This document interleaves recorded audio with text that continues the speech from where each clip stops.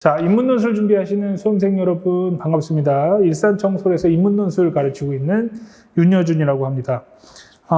중앙대학교 시험 준비하시기 전에 알아두면 괜찮은 팁 한두 가지 말씀드리려고 합니다. 중앙대학교는 120분 시간을 드리고요. 그 다음에 총 3문제.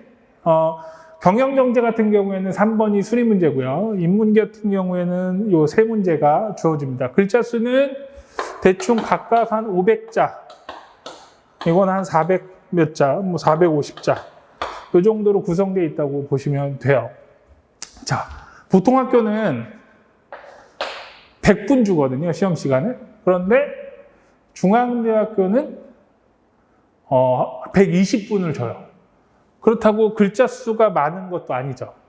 보통 서강대학 같은 경우는 합쳐서 2000자 가까이 되는데 많아봐야 1500자밖에 안 돼요. 그런데 시간은 2시간이나 줘요. 그 말의 의미는 중앙대학교는 일단 첫 번째는 지문, 제시문의 수가 다른 학교에 비해서 굉장히 많습니다. 1번 논제만 해도 제시문 가나, 다라 4개가 들어가죠. 2번에 마, 라, 마, 바, 사 4개 들어가죠. 2개 들어가죠. 제시문만 해도 지금 거의 한 9개에서 10개가 들어가요. 그러니까 읽을 게 되게 많죠. 그런데 제시문이 짧냐? 그렇게 짧지도 않아요. 그런데 글자 수는 500자예요. 읽을 건 되게 길고 많은데 써야 될 건 되게 적어요. 그러니 연습의 포인트가 어떻게 돼야 되냐? 핵심을 빨리 뽑아내셔야 되는 거예요. 제시문 전체를 다 읽으면서 물론 읽긴 해야겠지만 거기서 핵심적인 것만 뽑아도 제시문이 4개 주어졌는데 여기서 요구하는 핵심 논제만 뽑아서 구성해도 500자는 충분히 나오거든요.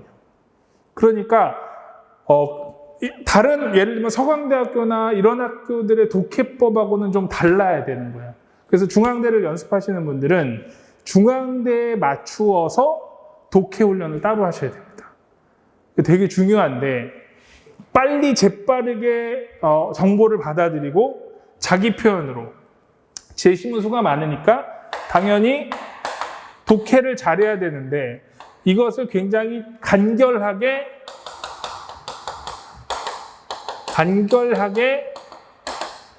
표현하는 것까지를 빨리 연습하셔야 돼요. 어느 정도냐면 거의 중앙대학교에서 합격하시려면 여러분 거의 첫 번째 문장부터 마지막 문장까지 연습을 통해서 어떤 문제가 나오든 간에 거의 정해져 있어야 돼요.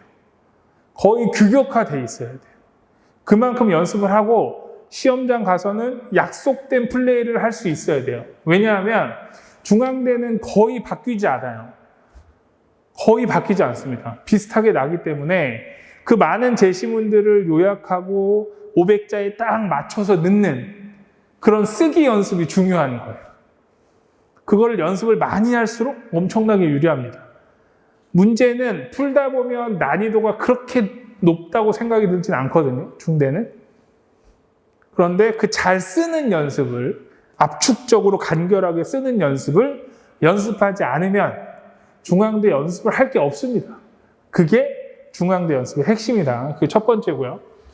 자, 두 번째는 논제상에서 여러분들이 조금 알아둬야 되는 거. 1번에서 하나의 완성된 글로 써라 요거 있죠? 요건 서론, 본론, 결론으로 써라 이렇게 하는 건데 요거는 여러분들 대학 측에서 제시하는 예시답안 보시면 금방 알 수 있어요. 처음에 한 줄, 마지막 한두 줄이 거의 비슷하게 움직입니다. 그러니까 중앙대학교는 예시답안을 많이 보시는 것도 되게 좋아요. 준비하실 때 도움이 많이 됩니다. 근데 사실은 1번이 난이도가 그렇게 높지는 않은데 학생들이 1번을 자기 표현으로 요구사항에 맞게 간결하게 우리가 패러프레이징 한다고 그러죠. 자기 표현으로 바꾸는 걸 되게 어려워요. 1번 문제 풀 때. 의외로 그걸 굉장히 어려워하거든요. 그래서 사실 난이도로 따지면 학생들이 시켜보면 2번, 3번보다 1번을 가장 어려워합니다. 그래서 연습도 1번을 가장 많이 하셔야 돼요. 제시문 이렇게 긴 거를 4개니까 그거를 500자에 압축시켜서 넣는 훈련, 그걸 많이 하셔야 됩니다. 그러려면 필연적으로 내가 의미를 해석해서 일반화해서 내 표현으로 간결하게 적는 훈련, 그걸 많이 하셔야 돼요. 이거 1번이 결코 쉽지 않습니다.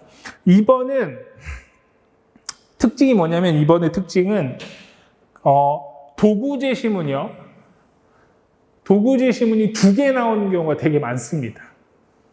대상이 2번 나오는 경우도 많아요. 그리고 비판도 많이 나와요. 도구가 2개 나올 때, 혹은 대상이 2개 나올 때, 우리가 좀 도식화시키면 A, B를 이용해서 C를 뭐뭐 하는 경우하고 A를 이용해서 B, C를 뭐뭐 하는 경우, 이런 식으로 되겠죠. 예를 들면 비판하라. 얘도 비판하라. 이런 케이스가 되게 많이 나오는데, 지금 이 경우에는 여기에 해당하죠. 이럴 때는 요 앞에 2개, 지금 얘는 각각 고려해라 이렇게 나와 있는데, 각각이란 표현이 없는 경우가 더 많아요. 그때는 반드시 요 2개를 뭐 해야 된다? 종합하셔야 됩니다.